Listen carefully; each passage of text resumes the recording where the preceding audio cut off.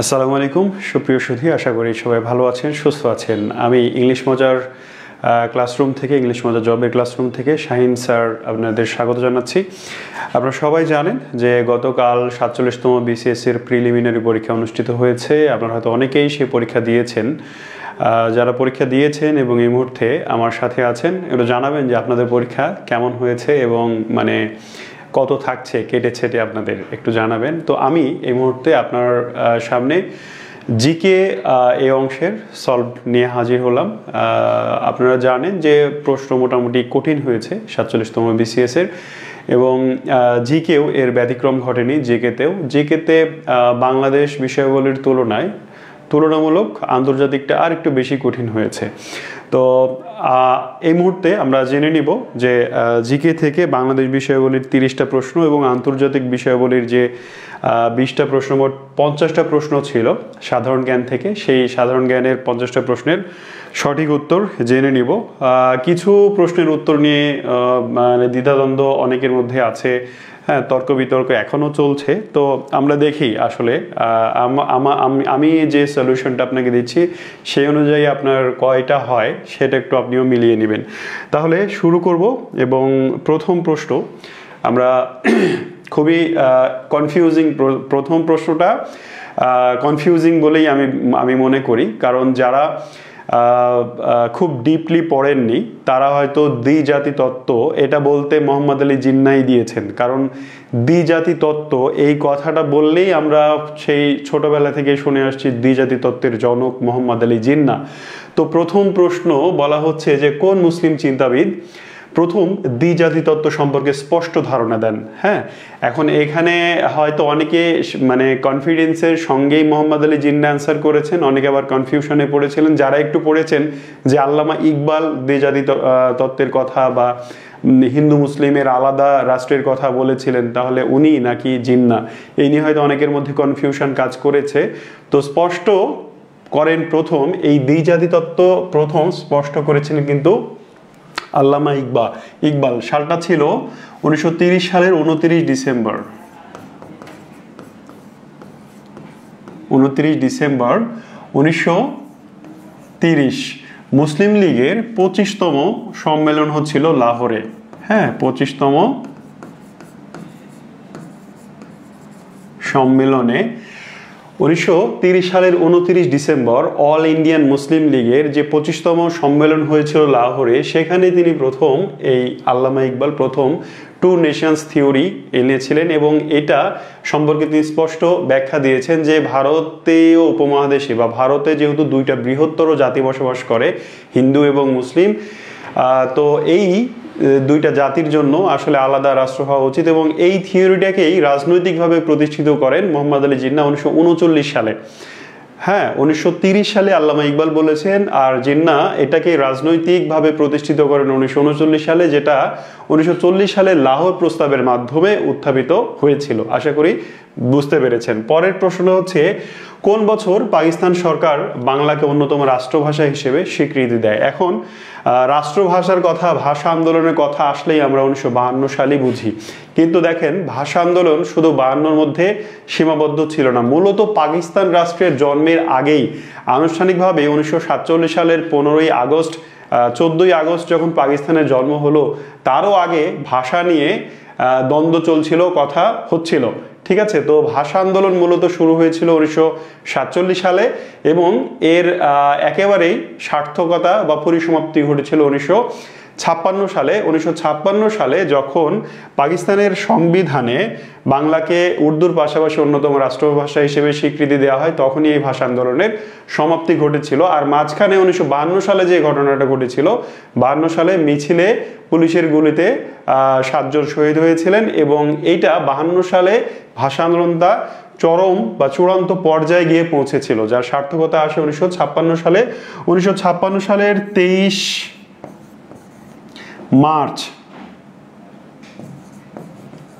1956 সালের 23 মার্চ পাকিস্তানের সংবিধান প্রণীত হয়, কার্যকর হয়, এবং এর মাধ্যমে পাকিস্তান সরকার বাংলাকে অন্যতম রাষ্ট্রভাষা হিসেবে স্বীকৃতি দেয়। পরের প্রশ্ন হচ্ছে তমদ্দুন মজলিসের নেতা জনাব আবুল কাশেম ঢাকা বিশ্ববিদ্যালয়ের কোন বিষয়ের শিক্ষক ছিলেন? দেখেন এটাও কিন্তু ভাষা আন্দোলন থেকে এসছে, যারা ভাষা আন্দোলনে একটু পড়ে গিয়েছিলেন তারা কিন্তু এই কয়েকটা প্রশ্নের সফল উত্তর দিতে পেরেছেন।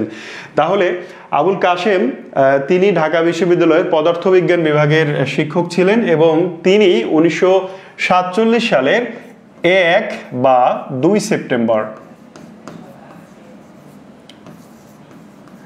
1 বা 2 সেপ্টেম্বর, একটু পরিষ্কার করে লিখি, 1 কোনো মতে 2 সেপ্টেম্বর এই 1947 সাল 1947 সালে বাংলাপিডিয়ার তথ্য অনুযায়ী তমদ্দুন মজলিস গঠিত হয়েছিল 1947 সালের 1 সেপ্টেম্বর।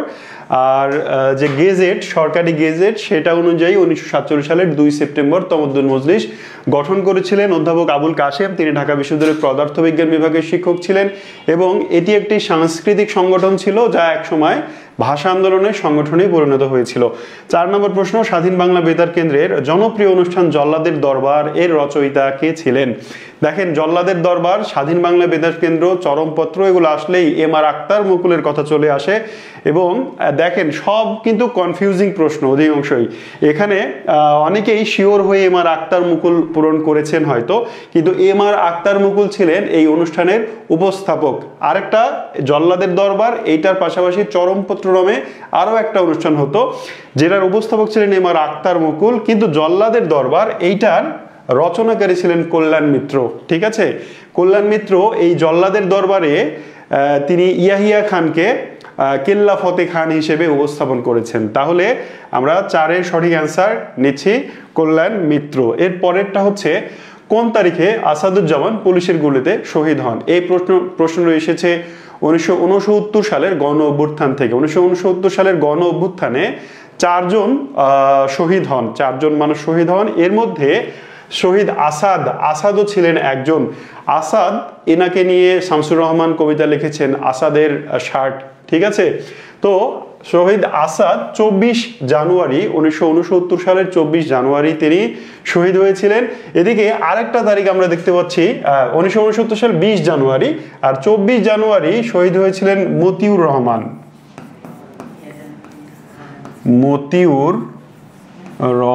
নবকুমার ইনস্টিটিউটের স্টুডেন্ট মতিউর রহমান এই গণ অভ্যুত্থানে 1969 সালের 24 জানুয়ারি তিনি শহীদ হয়েছিলেন। আরও 2 জন শহীদ হয়েছিলেন, একজন হচ্ছেন সার্জেন্ট জহুরুল হক, তিনি 15ই ফেব্রুয়ারি শহীদ হয়েছিলেন। সার্জেন্ট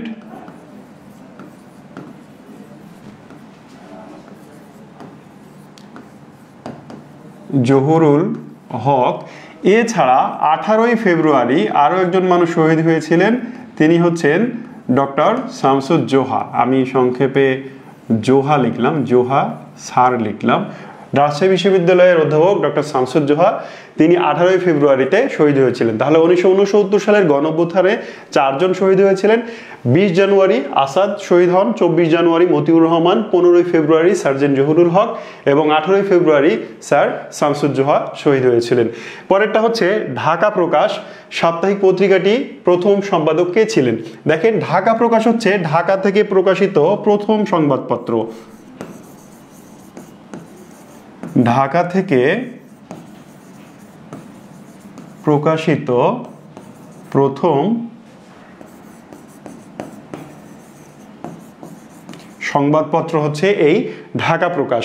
তো ঢাকা প্রকাশ প্রকাশিত হয়েছিল 1961 সালে।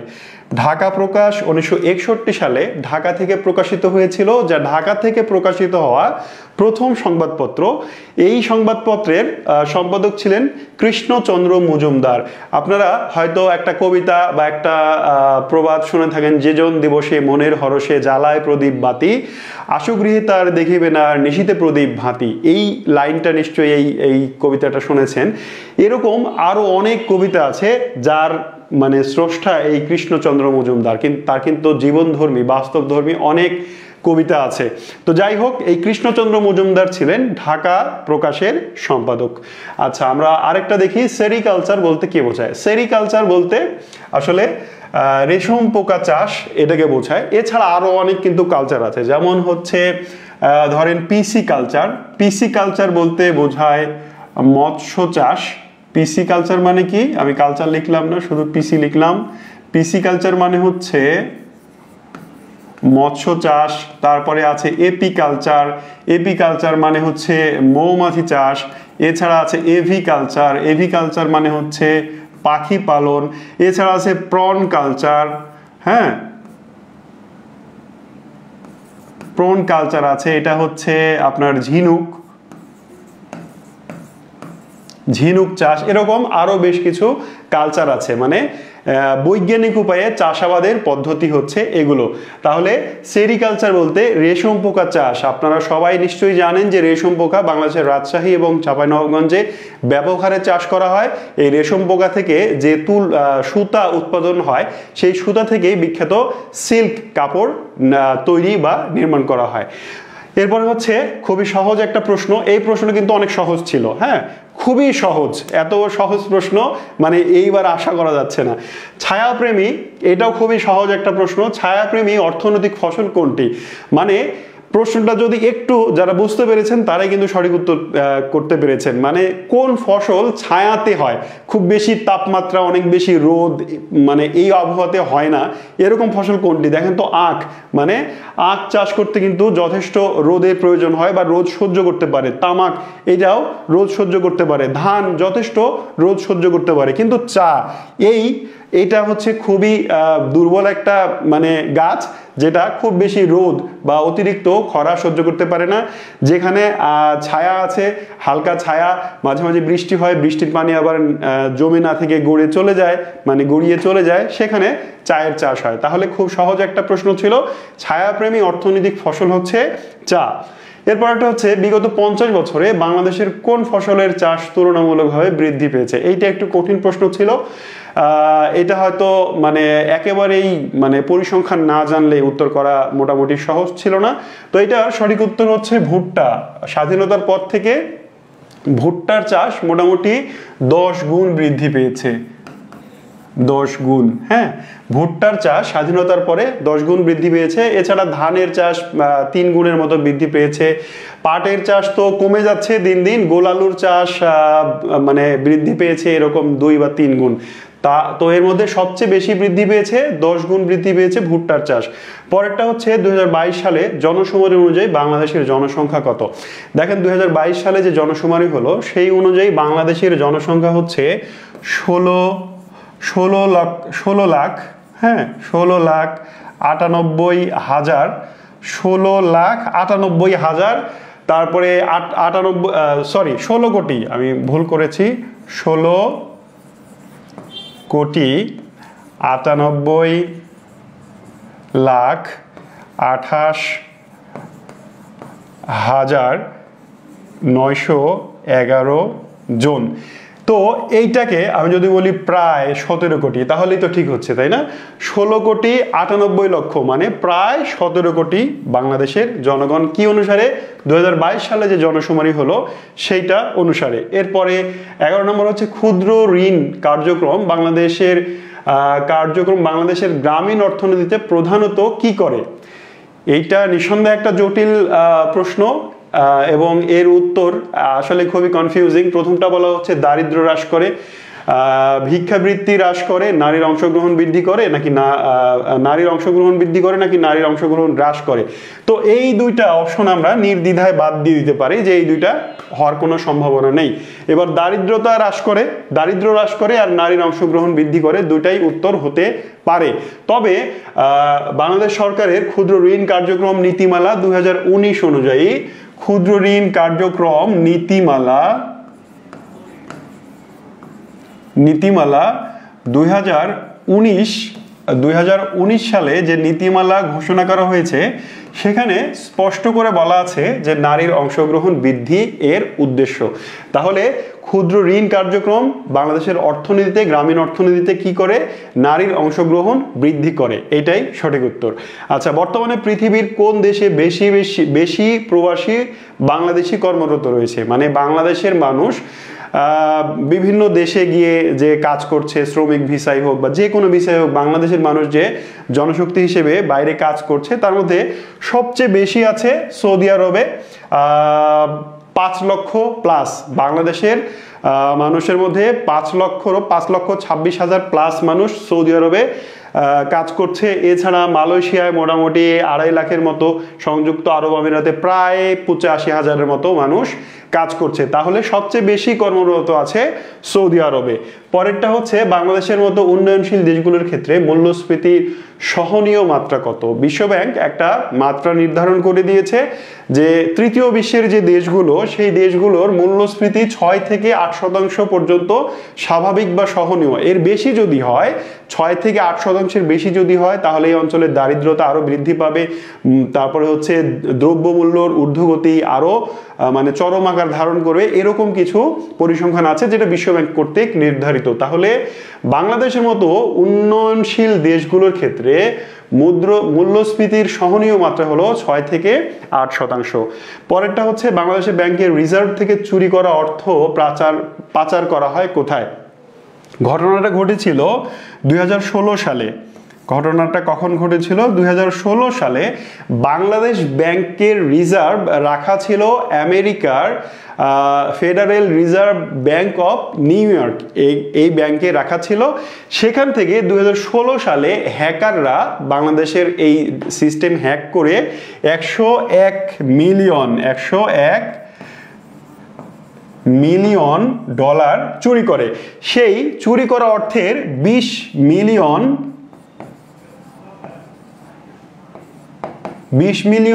যায় শ্রীলঙ্কায় এবং 80 মিলিয়ন যায় ফিলিপাইনে। তাহলে সঠিক উত্তর হচ্ছে শ্রীলঙ্কা ও ফিলিপাইন।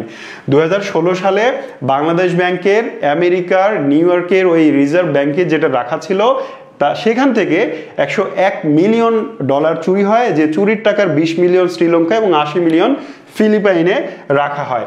এরপরেরটা হচ্ছে অর্থ পাচারের কারণ নয় কোনটি। মানে মানুষ অর্থ পাচার করে কি কি কারণে, একটু চিন্তা করি তাহলেই এর সঠিক উত্তর বের হয়ে আসবে।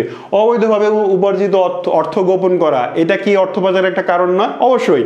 আমি অবৈধভাবে ট্যাক্স ফাঁকি দিয়ে বা দুর্নীতি করে, স্মাগলিং করে অনেক টাকা ইনকাম করেছি, এগুলো হচ্ছে অবৈধ টাকা।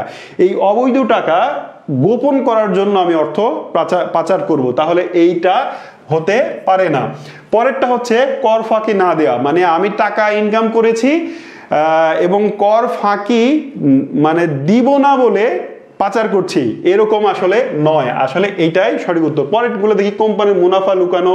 কোম্পানির মুনাফা লুকানোর জন্য কিন্তু মানুষ অর্থ পাচার করে। বাংলাদেশে যে বড় বড় কোম্পানিগুলো আছে, সেই প্রত্যেকটা কোম্পানি তাদের মুনাফা লুকানোর জন্য অর্থ কিন্তু পাচার করে। আমরা এস আলম গ্রুপ সেই একটা একেবারে জলজ্যান্ত উদাহরণ আমরা কিন্তু দেখতে পাই। এছাড়া বাংলাদেশের আরো কিন্তু অনেক কোম্পানি আছে। এস আলম গ্রুপ ধরা খেয়েছে তাই, এছাড়া অনেক কোম্পানি আছে। তার মানে কোম্পানির মুনাফা লুকানোর জন্য অর্থ পাচার করা হয়। দেশের বিনিয়োগ পরিস্থিতি না থাকা, দেশে আমার টাকা আছে কিন্তু বিনিয়োগের কোনো পরিবেশ নেই, তাহলেও আমি কিন্তু অর্থ পাচার করতে পারি। তার মানে সঠিক উত্তর হচ্ছে কর ফাঁকি না দেয়া, এইটা হচ্ছে অর্থ পাচারের কারণ নয়। 16 নম্বর, বাংলাদেশের কোন দুটি দেশ হতে সিংহভাগ সয়াবিন তেল আমদানি করে? 2025 সালের হিসাব অনুযায়ী 85% or 86% সয়াবিন তেল বাংলাদেশ আমদানি করেছে আর্জেন্টিনা এবং ব্রাজিল থেকে। 2025 সালের যে পরিসংখ্যান, সেই পরিসংখ্যান অনুযায়ী 86% সয়াবিন তেল বাংলাদেশ আমদানি করেছে ব্রাজিল এবং আর্জেন্টিনা থেকে, কিন্তু এর আগে ইন্দোনেশিয়া এবং মালয়েশিয়া থেকে আমদানি করতো। তো পাম অয়েলটা এখনো ইন্দোনেশিয়া এবং মালয়েশিয়া থেকে সবচেয়ে বেশি আমদানি করা হয়। বিশ্বব্যাংকের মতে বাংলাদেশের মূল্যস্ফীতি বাড়ার কারণ নয় কোনটি? দেখেন, মূল্যস্ফীতি বাড়ার কারণ হতে পারে না যেটা, সেটা হচ্ছে প্রথমেই বৈদেশিক মুদ্রা একটা দেশে যতই বাড়ুক না কেন, এটা মূল্যস্ফীতি হয় না, কারণ বৈদেশিক মুদ্রার রিজার্ভ যত বাড়ে একটা দেশ তত উন্নত হয়, সুতরাং এখানে মূল্যস্ফীতি হয় না। পরেরটা হচ্ছে বাংলাদেশের বৃহত্তম সার কারখানা কোনটি? এখন বাংলাদেশের বৃহত্তম সার কারখানা, এটা হয়তো অনেকেই ভুল করে যমুনা ফার্টিলাইজার এটা দিয়েছেন, কারণ এইটা একসময় বাংলাদেশের বৃহৎ সার কারখানা ছিল, কিন্তু 2021 সালে একটা ঘটনা ঘটে। 2021 সালে ঘোড়াশাল সার কারখানা প্লাস এই যে পলাশ যে সার কারখানা, এই দুইটাকে একসাথে করে পলাশ ইউরিয়া ফার্টিলাইজার কোম্পানি লিমিটেড গঠন করা হয়। 2001 সালে দুইটা সার কারখানাকে একীভূতকরণ করা হয় এবং এর মাধ্যমে পলাশ ইউরিয়া ফার্টিলাইজার দেশের বৃহত্তম সার কারখানায় পরিণত হয়। শুধু এটা দেশের না, দক্ষিণ এশিয়ারও সবচেয়ে বড় ইউরিয়া সার কারখানা হচ্ছে আমাদের পলাশ ইউরিয়া ফার্টিলাইজার কোম্পানি লিমিটেড। পরেরটা হচ্ছে কোন অনুচ্ছেদ মূলে বাংলাদেশের সংবিধানের মৌলিক বিধানাবলী পরিবর্তন যোগ্য নয়? হ্যাঁ, এটা সংবিধানের একটা প্রশ্ন। দেখেন, বাংলাদেশ সংবিধানের 7 নম্বর অনুচ্ছেদে কয়েকটা বিষয় আছে। মূল 7 অনুচ্ছেদে বলা হয়েছে যে মৌলিক বিধানাবলী হচ্ছে যে সংবিধানের প্রাধান্য, 7-এ বলা হয়েছে সংবিধানের প্রাধান্য।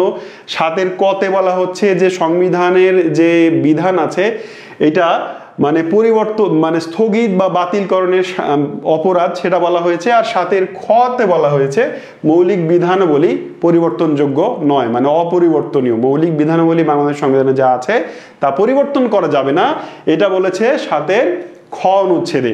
আচ্ছা, এরপরে বাংলাদেশের সংবিধানের রক্ষাকর্তা কে? খুবই সহজ একটা প্রশ্ন। বাংলাদেশের সংবিধানের রক্ষাকর্তা, ব্যাখ্যাকারী এবং অভিভাবক। রক্ষাকর্তাই শুধু নয়, রক্ষাকর্তা প্লাস ব্যাখ্যা প্রদানকারী প্লাস অভিভাবক।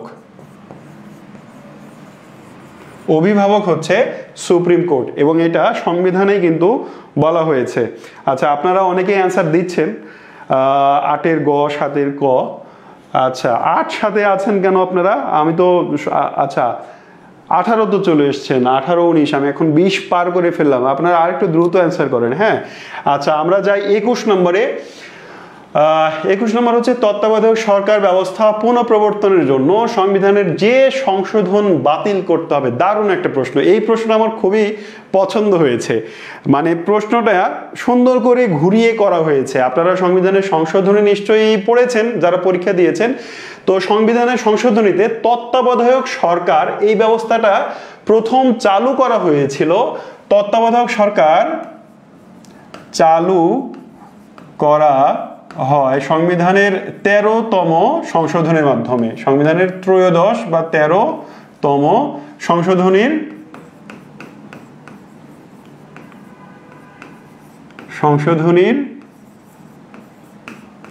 মাধ্যমে।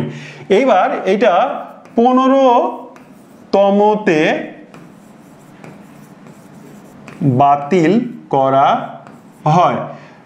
তত্ত্বাবধায়ক সরকার ব্যবস্থাতে চালু করা হলো 13তম সংশোধনীতে, এই ব্যবস্থাটা এসে বাতিল করা হয় 15তম সংশোধনীতে। এইবার যদি এই ব্যবস্থাকে আবার নিয়ে আসতে হয় তাহলে কত নাম্বার সংশোধনীকে বাতিল করতে হবে আবার? এটাই হচ্ছে প্রশ্ন। তাহলে অবশ্যই 15তম, যেহেতু 15 বা 15তম সংশোধনের মাধ্যমে যেহেতু এটা বাতিল করা হয়েছিল, সুতরাং অবশ্যই এটা 15তম বাতিল করলে আবার চালু করা সম্ভব। আচ্ছা, পরেরটা হচ্ছে একেবারে আমাদের রিসেন্ট থেকে এসেছে, জুলাই থেকে। জুলাই শহীদ দিবস কবে? এটা আমরা সবাই জানি, আমার মনে হয় সবাই এটা পেরেছি, যে 16ই জুলাই আবু সাইদ যেদিন নিহত হলেন বা শহীদ হলেন, সেই দিনটাকেই শহীদ জুলাই দিবস হিসেবে ঘোষণা করা হয়েছিল। আমরা 23-এ যাব। বর্তমান অন্তর্বর্তী সরকারের প্রধান উপদেষ্টা কবে শপথ গ্রহণ করেছিলেন? এইটাও খুবই সহজ একটা প্রশ্ন। আমরা সবাই এই ইতিহাসের সাক্ষী। 2024 সালের 8 আগস্ট। 5 আগস্ট শেখ হাসিনা ক্ষমতা ছেড়ে চলে গেলেন। এরপরে 8ই আগস্ট এই সরকার শপথ গ্রহণ করেছিল। বাংলাদেশে মোট কতবার জরুরি অবস্থা জারি হয়? খুবই একটা দারুণ প্রশ্ন। বাংলাদেশে যে জরুরি অবস্থা, সেই জরুরি অবস্থাটা কতবার জারি হয়? আপনারা একটু বলেন তো, কে কি দিয়েছেন, কতবার দিয়েছেন?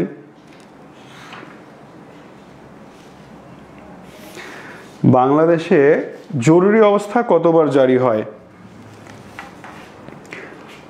আমি একটু আপনাদের কমেন্ট দেখছি, হ্যাঁ, যে কে কতবার দিয়েছেন বা বলছেন সেটা একটু আমি দেখতে চাই।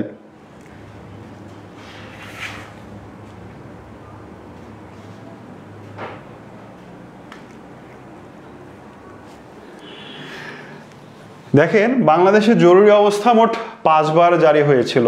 সালগুলো ছিল 1974, 1975, 1981, 1987 এবং 2005। হ্যাঁ, এই সালগুলোতে, সরি 2007, এটা হচ্ছে 2007। তাহলে 1974, 75, 81, 87 এবং 2007 এই 5 বার বাংলাদেশে জরুরি অবস্থা জারি হয়েছিল। এরপরে হচ্ছে ঢাকা বিশ্ববিদ্যালয় বিল কত সালে আইনে পরিণত হয়? ঢাকা বিশ্ববিদ্যালয়ে বিল, ঢাকা বিশ্ববিদ্যালয় প্রতিষ্ঠার জন্য যে নাথান কমিশন গঠিত হয়, সেই কমিশন রিপোর্ট প্রদান করার পরে 1920 সালের 18ই মার্চ ঢাকা বিশ্ববিদ্যালয় বিল আইনে পরিণত হয় এবং এরই ভিত্তিতে 1921 সালের 1 জুলাই ঢাবি প্রতিষ্ঠিত হয়। ঢাকা বিশ্ববিদ্যালয় দিবস কিন্তু 1 জুলাই। এই হচ্ছে এটার সঠিক উত্তর। 21 পদক ও স্বাধীনতা পদক দুটোই পেয়েছেন কোন মানুষ? বাংলাদেশের একজন মানুষ, একজন ভাস্কর। তিনি বাংলাদেশের দুটি সম্মানজনক পুরস্কার, যেটি হচ্ছে 21 পদক এবং স্বাধীনতা পদক, এই দুইটি পদকই পেয়েছেন এমন একজন মানুষ কে? তিনি হচ্ছেন নভেরা আহমেদ, ভাস্কর নভেরা আহমেদ। তিনি 21 পদক পেয়েছেন 1997 সালে, আর স্বাধীনতা পদক পেয়েছেন এবার 2025 সালে। ঠিক আছে, এই হচ্ছে নভেরা আহমেদের পদক। বাংলাদেশের প্রশাসনিক কাঠামো কেমন? এটাও কিন্তু খুব সহজ একটা প্রশ্ন, একটু চিন্তা করলেই মাথা খাটিয়ে এটার সঠিক উত্তর পাওয়া সম্ভব। দেখেন, বাংলাদেশের যে সরকার ব্যবস্থা, দেখেন বাংলাদেশে যা কিছু হয়, যদিও স্থানীয় শাসন আছে, কিন্তু যা কিছু হয় সব কিছু ঢাকা থেকে ডিসাইড হয়, তাই না? রাজধানী থেকে, মানে একেবারে কেন্দ্র থেকে প্রধানমন্ত্রী যা করেন সেটাই হয়। সুতরাং বাংলাদেশের সরকার বা প্রশাসনিক কাঠামো হচ্ছে কেন্দ্রীভূত। টেস্ট ক্রিকেটে প্রথম বাংলাদেশি হিসেবে ডাবল সেঞ্চুরি কে করেন? এটা রিপিটেড কোশ্চেন। এই প্রশ্নটা এর আগেও বেশ অনেকবার বিসিএস সহ চাকরির পরীক্ষা এসছে এবং এবারও এসছে, এবং এটার উত্তর হচ্ছে মুশফিকুর রহিম। আশা করি এটা সবাই পেরেছেন। 2013 সালে শ্রীলঙ্কার বিপক্ষে তিনি প্রথম ডাবল সেঞ্চুরিটা করেছিলেন। 29 নম্বর প্রশ্ন, 1975 সালের একদলীয় শাসন ব্যবস্থায় কোন পত্রিকাটি নিষিদ্ধ ছিল?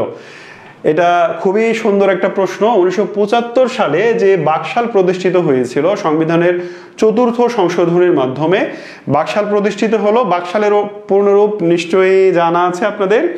বাকশালের পূর্ণরূপ হচ্ছে বাংলাদেশ কৃষক শ্রমিক জনতা লীগ।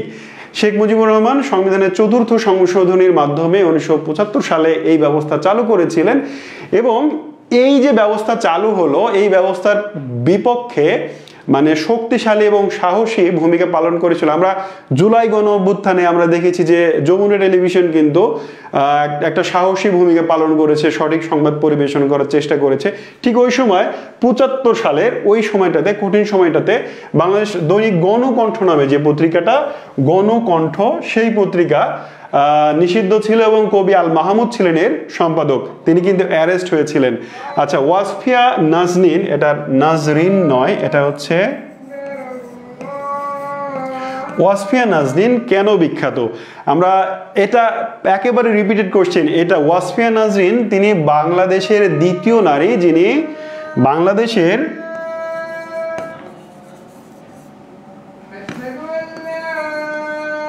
আচ্ছা আমরা লিখি দ্বিতীয় বাংলাদেশি নারী। কি বিজয়ী নারী? এভারেস্ট বিজয়ী নারী। এভারেস্ট বিজয়ী নারী এই ওয়াসফিয়া নাজনীন। 2012 সালের 26শে মে 26 মে তিনি এভারেস্টের চূড়ায় উঠেছিলেন। এর আগে নিশাত মজুমদার বাংলাদেশের প্রথম নারী যিনি এভারেস্ট জয় করেছিলেন। এরপরে তাহলে বাংলাদেশ বিষয়াবলীর 30টা কিন্তু আমরা শেষ করে ফেললাম। এবার আন্তর্জাতিক বিষয়াবলীর যে 20টি প্রশ্ন আছে সেখানে যাব আমরা, ঠিক আছে। আন্তর্জাতিক বিষয়াবলীর প্রথম প্রশ্ন আমরা দেখতে পাচ্ছি, রোম সংবিধি এর ফলে কোন সংস্থাটি প্রতিষ্ঠিত হয়েছিল? রোম সংবিধির ফলে কোন সংস্থাটি প্রতিষ্ঠিত হয়েছিল? ইন্টারন্যাশনাল কোর্ট অফ জাস্টিস নাকি ইন্টারন্যাশনাল ক্রিমিনাল কোর্ট নাকি নিচের দুইটা? আমরা সঠিক উত্তর এইটা নিই, ইন্টারন্যাশনাল ক্রিমিনাল কোর্ট বা আইসিসি। এটা 1998 সালে প্রতিষ্ঠিত হয়েছিল, যার ভিত্তি ছিল রোম সংবিধি। এই 32 নম্বর প্রশ্ন, কোন দেশগুলো মেডিসিন লাইন বা সীমানা দ্বারা বিভক্ত? একটু ঘুরিয়ে করেছে এই মেডিসিন লাইনে আসলে সবাইকে আসলে বিভ্রান্ত করেছে। মেডিসিন লাইনটা কি? আমি এর আগেও সাধারণ জ্ঞানের ক্লাসে আপনাদের বলেছিলাম যে লাইন সীমানার কিন্তু একটা ক্লাস নিয়েছিলাম, সেখানে বলেছিলাম 49 ডিগ্রি অক্ষরেখা 49 ডিগ্রি অক্ষরেখা, যার আরেকটা নাম হচ্ছে মেডিসিন লাইন। এটা আমেরিকা এবং কানাডার মধ্যে সীমানা নির্ধারণ করেছে, ঠিক আছে। এছাড়া কিন্তু 38 ডিগ্রি অক্ষরেখা, 17 ডিগ্রি অক্ষরেখা এগুলোও কিন্তু দেশের সীমানা। তবে এটা আমেরিকার না।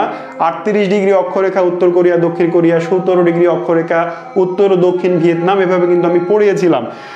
সো এটার অ্যান্সার হচ্ছে যুক্তরাষ্ট্র এবং কানাডা। পরেরটা হচ্ছে, বাংলাদেশ কখন নারীর বিরুদ্ধে সকল প্রকার বৈষম্য দূরীকরণ সিডও সনদে সম্মতি জানায়? সিডও সনদে বাংলাদেশ কখন সম্মতি জানায়? তো সিডও এটা হচ্ছে convention on the elimination of all forms discrimination against women, এটা হচ্ছে এর পূর্ণরূপ। এবং বাংলাদেশ 1994 সালের 6 নভেম্বর এইটাতে সম্মতি জানায়।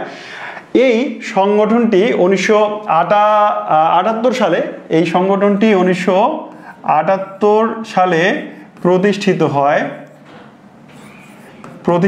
1978 সালে, আর কার্যকর হয় 1981 সালে। সিডও জাতিসংঘের নারীদের সুরক্ষার বিষয়ক একটা সংগঠন বা সংস্থা বা চুক্তি, যেই চুক্তিটি স্বাক্ষরিত হয়েছিল 1978 সালে এবং এই চুক্তিটি কার্যকর হয়েছিল 1981 সালে। আর বাংলাদেশ 1984 সালের 6 নভেম্বর এতে সম্মতি জানিয়েছিল। যুক্তরাষ্ট্রের পরিচালিত অপারেশন মিডনাইট হ্যামার ইরানে কবে আঘাত হানে বা হামলা করে? এটার আনসার হচ্ছে, এটা সাম্প্রতিকের একটা প্রশ্ন, 22 জুন 2025। আমরা কিছুদিন আগেই সেটা দেখেছি, যারা আপনারা সচেতন তারা এটা অবশ্যই খেয়াল করেছেন। আচ্ছা, পরের প্রশ্নটা দেখেন। পরের প্রশ্নটা হচ্ছে, ইরানের 4th পারমাণবিক সমৃদ্ধকরণ কেন্দ্রটি কোন প্রদেশে অবস্থিত? এটা একেবারে খুবই রিসেন্ট একটা প্রশ্ন, যে ইরান কিছুদিন আগে ইরানে যে হামলা চালানো হলো, একই জায়গা থেকে দুইটা প্রশ্ন এসেছে। এই আগের প্রশ্ন যেটা দেখলেন যে অপারেশন মিডনাইট হ্যামার, এই অপারেশনের মাধ্যমে ইরানের যে পারমাণবিক সমৃদ্ধকরণ যে কেন্দ্র সেখানে হামলা করা হয়েছিল, যার নাম ছিল 4th, এবং এটি কোন প্রদেশে অবস্থিত? এখন এই 4টি অপশনের একটিতেও কিন্তু সঠিক উত্তর নেই। তাহলে এইটাও না, এটাও না, এটাও না। বুমেহর নামে ইরানের কোনো শহর নেই, মূলত বুশেহর নামে একটা শহর আছে। এটা মূলত সম্ভবত ইচ্ছা করে হোক আর অনিচ্ছাকৃত হোক এই বানানটা ভুল করা হয়েছে। তাহলে 4টির একটিও না, এর সঠিক উত্তর 4টির একটিও না, বরং ওই প্রদেশটির নাম হচ্ছে কোম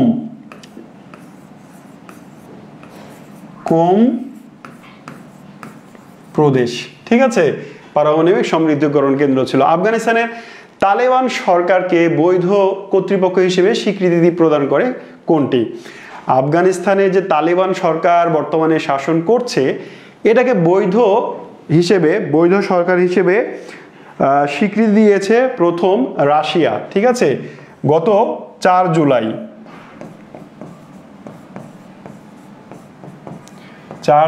2025 এই তারিখে রাশিয়া আফগানিস্তানের তালেবান সরকারকে বৈধ হিসেবে স্বীকৃতি দিয়েছে। পরেরটা হচ্ছে খুবই চমৎকার একটা প্রশ্ন, the one big beautiful bill act a US হতে রেমিটেন্স প্রেরণ করতে কি পরিমাণ কর ধার্য করা হয়েছে? আমরা নিশ্চয়ই সবাই জানি যে ডোনাল্ড ট্রাম্প প্রশাসন এবার বিভিন্ন দেশে বিভিন্ন ধরনের নতুন নতুন কর আরোপ করেছেন, তাই না? বাংলাদেশের উপরে কর আরোপ করা হয়েছে, ভারতের উপরে 50% কর আরোপ করা হয়েছে, বাংলাদেশের উপরে 15% কর আরোপ করা হয়েছে। এইভাবে আলাদা দেশের উপরে কর আরোপ করার পরেও আলাদা আলাদা খাতেও আলাদা আলাদা কর আরোপ বা কর ধার্য করা হয়েছে। তো এইটার অ্যান্সার হচ্ছে 5%। ডোনাল্ড ট্রাম্পের প্রশাসন বাংলাদেশের রেমিটেন্স প্রেরণের ক্ষেত্রে, এবং রেমিটেন্সের ধরন কি, the one big beautiful bill act, এটা একটা আইনের নাম, এই আইন অনুসারে 5% রেমিটেন্স বা কর ধার্য করেছেন রেমিটেন্সের উপরে। কিয়োটো প্রোটোকলের বিষয়বস্তু কি? এখানে এটাও একটা পুরাতন প্রশ্ন, যারা আগের প্রিভিয়াস প্রশ্ন ব্যাংক পড়ে গেছেন তারা এটা পেরেছেন যে কিয়োটো প্রোটোকল, এটা কিন্তু জাপানের একটা শহর কিয়োটো, এই জাপানের কিয়োটোতে 1997 সালে এই কিয়োটো প্রোটোকল স্বাক্ষর হয় 1997 সালে। আর এই কিয়োটো প্রোটোকলটা কার্যকর হয়েছিল 2005 সালে। 2005 সালে কার্যকর হওয়া এবং 97 সালে স্বাক্ষরিত হওয়া কিয়োটো প্রোটোকল মূলত ছিল পৃথিবীতে গ্রিন হাউস গ্যাসের নির্গমন হ্রাস করা। বিশ্বের বিভিন্ন উন্নত দেশ যেমন আমেরিকা, চীন, রাশিয়া, এরা কিন্তু যে গ্রিন হাউস গ্যাস উৎপাদন করছে, মিথেন গ্যাস, হ্যাঁ, ক্লোরোফ্লোরোকার্বন, সিএফসি, এইগুলো উৎপাদন করছে, এইটা যেন হ্রাস করা যায় সেজন্যে 1997 সালে জাপানের কিয়োটো নামক শহরে এই প্রোটোকলটা স্বাক্ষরিত হয়েছিল এবং 2005 সালে এটি কার্যকর করা হয়েছিল। তাহলে অ্যান্সার হচ্ছে গ্রিন হাউস গ্যাস নির্গমন হ্রাস। পরেরটা হচ্ছে বিশ্ব পরিবেশ দিবস কবে? খুবই সহজ একটা প্রশ্ন। তার মানে প্রশ্ন সলভ করতে গিয়ে এখন দেখেন প্রশ্ন কিন্তু খুব যে বেশি কঠিন তা কিন্তু নয়। পুরাতন প্রশ্ন বেশ অনেকগুলো আমরা পাচ্ছি যেগুলো আগেও এসেছে। 1972 সাল থেকে 5 জুন এইটাকে পরিবেশ দিবস হিসেবে পালন করে আসছি আমরা। 1972 সাল হতে 5 জুন পরিবেশ দিবস, এটা মনে হয় যারা চাকরির প্রিপারেশন অল্প স্বল্প শুরু করেছেন তারাও জানেন। আচ্ছা, পরেরটা হচ্ছে ক্লাইমেট ভালনারেবল ফোরাম বা সিভিএফ কবে প্রতিষ্ঠিত হয়? এইটা নিঃসন্দেহে একটা কঠিন প্রশ্ন ছিল। এই সিভিএফ 2009 সালে প্রতিষ্ঠিত হয় এবং 55টি দেশ নিয়ে এটি প্রতিষ্ঠিত হয়েছিল। 55টি দেশ নিয়ে এই সিভিএফ প্রতিষ্ঠিত হয়েছিল 2009 সালে। পরেরটা হচ্ছে ভারত ও পাকিস্তানের মধ্যে সিন্ধু নদের পানি বন্টন চুক্তি কবে সম্পাদিত হয়? এটা হয়তো অনেকেরই পারার কথা না, কারণ ভারত এবং বাংলাদেশের মধ্যে যে চুক্তি হয়েছে সেটাই হয়তো অনেকে জানেন না। সো এইটা অনেকেরই জানার কথা না, কিন্তু তারপরেও হয়তো অনেকেই সঠিক উত্তর করতে পেরেছেন। 1960 সাল ভারত এবং পাকিস্তানের মধ্যে সিন্ধু নদীর পানি বন্টন চুক্তি স্বাক্ষরিত হয় 1960 সালে। বাংলাদেশে কিন্তু গঙ্গা তিস্তার পানি বন্টন চুক্তিও ভারতের সঙ্গে আছে, কিন্তু সেগুলো কার্যকর হয়নি। আচ্ছা, পরেরটা হচ্ছে ইউএনওপিএস এর পূর্ণরূপ কি? ইউএনওপিএস এর পূর্ণরূপ হচ্ছে United Nations office for project service.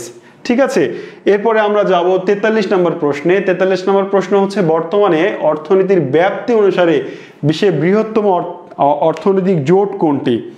অর্থনীতির ব্যাপ্তি অনুসারে বিশ্বের বৃহত্তম অর্থনৈতিক জোট হচ্ছে আরসিইপি। ঠিক আছে, রিজিওনাল কম্প্রিহেনশন ইকোনমিক পার্টনারশিপ এর পূর্ণরূপ হচ্ছে এটা, এবং এইটা অর্থনৈতিক ব্যাপ্তি হিসেবে সবচেয়ে বড় আর্থিক জোট। জাতিসংঘের বিশ্ব পর্যটন সংস্থা বা জাতিসংঘ পর্যটন পূর্বতন UNWTO এর সদর দপ্তর কোথায়? দেখেন, সংস্থা এবং সদর দপ্তর থেকে বিসিএস একটা প্রশ্ন এসেই থাকে, তবে সচরাচর যেই সংস্থা বা সদর দপ্তরগুলো আসে সেগুলো না এসছে একটু ভিন্ন। পর্যটন নিয়ে জাতিসংঘের একটা সংস্থা আছে যেটার সদর দপ্তর হচ্ছে স্পেনের মাদ্রিদে। স্পেনের একটা শহর মাদ্রিদ, যেখানে এই সংস্থাটির সদর দপ্তর অবস্থিত। ঠিক আছে, এবং এই সংস্থাটি 1975 সালে প্রতিষ্ঠিত হয়েছিল। 1975 সালে প্রতিষ্ঠিত হয়েছিল। এরপরে আমরা দেখি 45 নম্বর প্রশ্ন। আমরা কিন্তু ক্লাসের শেষের দিকেই আমরা 45 নম্বর প্রশ্ন এসেছি, 50টি প্রশ্ন নিয়েছি আমরা মোট, মানে 50টি সাধারণ জ্ঞানের যে প্রশ্ন থাকে সেটাই। আচ্ছা, কোন দেশটি ওপেকের সদস্য নয়? দেখেন, এর চেয়ে মনে হয় সহজ প্রশ্ন আর ছিল না বিসিএস এর এই 47 প্রশ্নের মধ্যে। আমার মনে হয় যে এর চেয়ে সহজ প্রশ্ন আর ছিল না। ওপেক হচ্ছে, যারা একটু পড়ে গেছেন, ওপেক হচ্ছে বিশ্বের সেই দেশগুলোর সংগঠন, 12টি দেশ যারা তেল উৎপাদন করে এবং বিক্রি করে। তেল বিক্রেতাদের একটা সংগঠন হচ্ছে ওপেক। তো বাংলাদেশ কি তেল উৎপাদন করে বা বিক্রি করে? বাংলাদেশের তেল কিনতে কিনতেই যান শেষ। তো বাংলাদেশ নিশ্চয়ই এই ওপেকের সদস্য নয়। ঠিক আছে। আচ্ছা, পরেরটা হচ্ছে সম্প্রতি পেরুতে খুঁজে পাওয়া 3500 বছরের পুরনো যে শহর পাওয়া গেছে। পেরুতে কিছুদিন আগে আমরা হচ্ছে আরেকটা সভ্যতার নাম শুনেছি। পেরুতে ইনকা সভ্যতা আছে। তো ইনকা সভ্যতা, পেরু হচ্ছে দক্ষিণ আমেরিকার একটা দেশ। পেরুর রাজধানী লিমা। এই পেরুর রাজধানী লিমার কাছে আরেকটা শহর যেটার নাম হচ্ছে পেনিকো। এই পেনিকো শহরে কিছুদিন আগে 3500 বছরের পুরাতন একটি শহরের সন্ধান পাওয়া গেছে। আমরা 47 নম্বর প্রশ্নে যাব। 1947 সালে প্যালেস্টাইনকে বিভাজনের পরিকল্পনা জাতিসংঘের কোন প্রস্তাবের মাধ্যমে গৃহীত হয়? এটা খুবই গুরুত্বপূর্ণ একটা প্রশ্ন। দেখেন, 1948 সালে এই ইসরায়েল রাষ্ট্র প্রতিষ্ঠিত হওয়ার পর থেকে এখন 2025 সাল চলছে, এবং এ পর্যন্ত ইসরায়েল ফিলিস্তিনি ইস্যু কিন্তু অলওয়েজ সাম্প্রতিক একটা ইস্যু। তো জাতিসংঘ প্রতিষ্ঠিত হয়েছিল 1945 সালে। 1945 সালে জাতিসংঘ প্রতিষ্ঠিত হওয়ার পরে তার সবচেয়ে বড় একটা সিদ্ধান্ত ছিল যে এই যে ফিলিস্তিনি ভূমির একটা জায়গা মানে ইহুদিদের দিয়ে দেওয়া হবে এবং সেই ভূমিতে তারা স্বাধীন একটা দেশ গড়বে। এবং জাতিসংঘের এই প্রস্তাবের নাম্বারটা ছিল 181। ঠিক আছে। জাতিসংঘের 1947 সালে জাতিসংঘের 181 নম্বর প্রস্তাবে ফিলিস্তিনের ভূমিতে ইসরায়েল রাষ্ট্রের প্রতিষ্ঠার প্রস্তাব দেওয়া হয়, এবং এই অনুযায়ী 1948 সালে কিন্তু ইসরায়েল রাষ্ট্রের জন্ম হয়। 48 নম্বর প্রশ্ন, নিম্নের কোন দেশটি গোলান হাইটস বিরোধের একটি পক্ষ? খুব চমৎকার। আমি একটা জিনিস খেয়াল করলাম বিসিএস এর প্রশ্ন যখন হয়েছে একই জায়গা থেকে কমপক্ষে দুইটা করে, প্রায় অনেক জায়গায় দেখলাম একই জায়গা থেকে দুইটা করে প্রশ্ন হয়েছে। দেখেন, এইটা কিন্তু ফিলিস্তিন ইসরায়েল এই ইস্যুতে একটা প্রশ্ন। পরেরটাও কিন্তু ইসরায়েল রিলেটেডই একটা কোশ্চেন। আমরা আরব ইসরায়েল 4টি যুদ্ধের কথা শুনেছি। তার মধ্যে 67 সালে আরব ইসরায়েল যে যুদ্ধ হয় সেখানে মূলত গোলান মালভূমিকে কেন্দ্র করে সিরিয়ার সাথে ইসরায়েলের যুদ্ধ হয়, এবং এখন পর্যন্ত এই গোলান হাইটস মানে হচ্ছে গোলান মালভূমি। গোলান হাইটস মানে কি? গোলান মালভূমি। এই গোলান মালভূমি নিয়ে এখনো ইসরায়েলের সঙ্গে সিরিয়ার বিরোধ রয়েছে। কোশ্চেন নাম্বার 49, নিচের কোন সভ্যতার সময়কালে ওজন পরিমাপ ও দৈর্ঘ্যের পরিমাপের পদ্ধতি আবিষ্কৃত হয়েছিল? এটাও কিন্তু পুরাতন একটা কোশ্চেন। এটা যারা সভ্যতা একবার পড়েছেন আশা করি এটা পেরেছেন, যে সিন্ধু সভ্যতাই ছিল সেই সভ্যতা যারা ওজন পরিমাপ এবং দৈর্ঘ্যের পরিমাপ পদ্ধতি আবিষ্কার করেছিল, এবং সিন্ধু সভ্যতাকে বলা হয় নগর সভ্যতা। তারা মানে এখন আমরা যে ড্রেনেজ সিস্টেম ইউজ করি, এই সিন্ধু সভ্যতার লোকজন কিন্তু ড্রেনেজ সিস্টেম ইউজ করতো। তারা আমরা এখন যেমন বাথরুম, টাইলস লাগানো বাথরুম ব্যবহার করি গোসল করার জন্য, পয় নিষ্কাশনের জন্য, এই সিন্ধু সভ্যতার লোকজনও কিন্তু এরকম বাথরুম ব্যবহার করত। তাদের টাইলস কি আমাদের মতো ছিল, আমাদের থেকে উন্নত ছিল সেটা আমরা জানি না, বাট তারা এরকম আধুনিক, ওই সময়ের অত্যাধুনিক জীবনযাপন করত। ঠিক আছে। শেষ প্রশ্ন আজকের সাধারণ জ্ঞানের 47তম বিসিএস থেকে শেষ প্রশ্ন, সেটা হচ্ছে ন্যাটো চার্টারের কোন ধারায় সম্মিলিত প্রতিরক্ষার কথা ন্যাটোতে উল্লেখ আছে? ব্যাপারটা হচ্ছে, আমরা ন্যাটো কি 1 মিনিট একটু জেনে নিই। ন্যাটো হচ্ছে নর্থ আটলান্টিক ট্রিটি অর্গানাইজেশন। এটা 1949 সালে প্রতিষ্ঠিত একটি সংগঠন এবং একটি সামরিক সংগঠন। দেখেন, 1945 সালে যখন দ্বিতীয় বিশ্বযুদ্ধ শেষ হয়ে গেল, তখন আমেরিকা এবং রাশিয়ার মতাদর্শে গোটা পৃথিবী 2 ভাগে বিভক্ত হয়ে গেল। আমেরিকা রাশিয়াকে ঠেকানোর জন্য একটা সংগঠন তৈরি করলো, এই পশ্চিম ইউরোপীয় দেশগুলো নিয়ে, যাকে বলা হচ্ছে নর্থ আটলান্টিক ট্রিটি অর্গানাইজেশন, সংক্ষেপে ন্যাটো প্রতিষ্ঠিত করলো। এবং এটি একটা সামরিক সংগঠন ছিল। উদ্দেশ্য ছিল রাশিয়ার মতাদর্শ যেন কোনোভাবেই গণতান্ত্রিক দেশে ঢুকতে না পারে।